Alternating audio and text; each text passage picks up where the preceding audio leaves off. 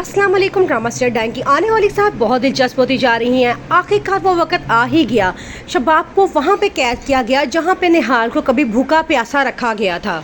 दूसरी तरफ मीशा नूरी के भाई के साथ मिलके आमिर को अगवा करवाती है और हॉस्पिटल में ले जाती है और वहाँ जाके उसको इतना मारती है, छुरियों के वार करती है, कैंचियों से इसको काटती है, उसको इतनी अजियत पहुँचाती है और कहती है कि मैं निहाल ही हूँ। आगे से आमिर बड़ा हैरान होता है, कहता है तुम तो मर चुकी थी, तुम्हें तो मैंने खुद अपने हाथों से कब्र में उतारा था, लेकिन वो कहती है जब तक मैं तुम लोगों को कब्र में नहीं उतार दूंगी मैं कभी नहीं मर सकती।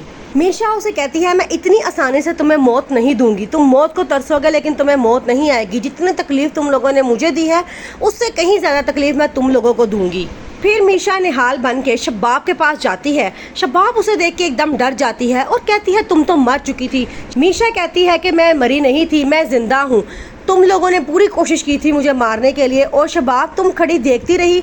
आगे से शबाब कहती है तुम्हें मारने में मेरा कोई हाथ नहीं था, उन लोगों ने तुम्हें मारा है, मैंने तुम्हारे साथ कुछ भी नहीं किया था।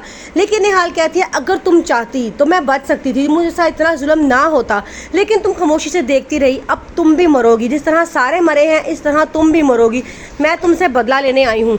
मीशा शबाब बहुत डर जाती है, वो रोना शुरू हो जाती है और मीशा वहाँ से गायब हो जाती है। बाप जकिया को अपने साथ मिला लेती है और कहती है कि तुम मेरा साथ दो, मैं जानती हूँ कि तुम सब ने मिलकर निहाल का कत्ल किया था। अब जकिया बहुत डर जाती है, वो कहती है कि तुम लोगों को कैसे पता चला।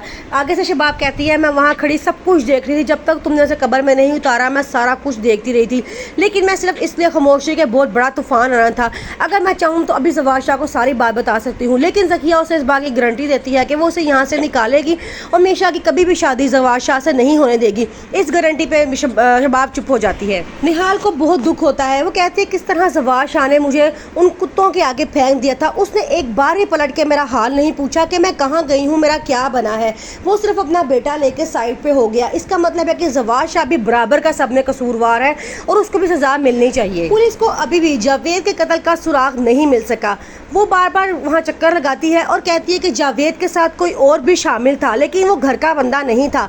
वो जकिया उसको बताना चाहती है कि मीशा थी, उसी टाइम पे जवाद शाह अंदर आता है और जकिया चुप हो जाती है। जवाद शाह उसे वहाँ से भेज देता है और पुलिस से कहता है कि मेरी मीशा इसमें शामिल नहीं है, आप लोग उसको तफ्तीश में शामिल ना करें।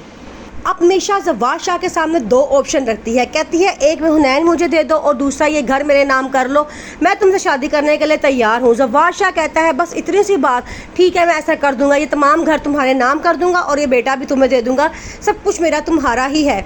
अब मीशा बहुत खुश होती है, वो कहती है कि मैं अब अपने बदले के बहुत करीब पहुंच गई हूँ, सबको उसका बदला मिलेगा, जिसने मेरे साथ ज्यादती की है, जितनी मुझे तकलीफ पहुंचाई है उससे डबल मैं सबको तकलीफ दूंगी।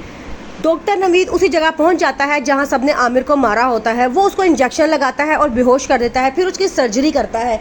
अब वो उसे पागल कर देगा और ऐसी ज़िंदगी देगा कि वो ज़िंदगी मांगेगा, मौत मांगेगा भी और उसको मौत नहीं आएगी।